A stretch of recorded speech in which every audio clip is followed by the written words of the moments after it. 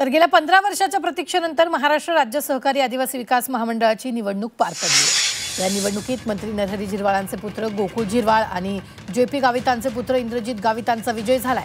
महत्त्वाचं म्हणजे पहिल्यांदाच कट्टर राजकीय विरोधक असलेले गावित आणि झिरवाळ या निवडणुकीत एकत्र आलेत।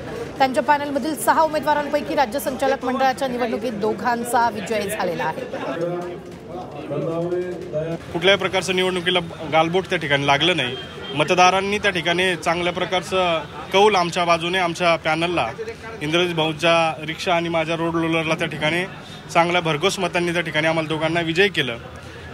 मतदारांचा विश्वास त्या ठिकाणी संपादन करण्यात आम्ही यशस्वी ठरलो। 16 वर्षापूर्वी ह्या महामंडळाची निवडणूक त्या ठिकाणी झाली होती। अनेक प्रतिनिधित्व या ठिकाणी करून गेले त्या महामंडळावर। चांगल्या प्रकारचा महामंडळाचा विकास करण्यासाठी मागील गेलेल्या सर्वच उमेदवारांनी किंवा निवडून आलेल्या महामंडळासाठी अहोरात्र त्या ठिकाणी प्रयत्न केलेत। आम्ही पण या मतदारांचा कुठेही त्या ठिकाणी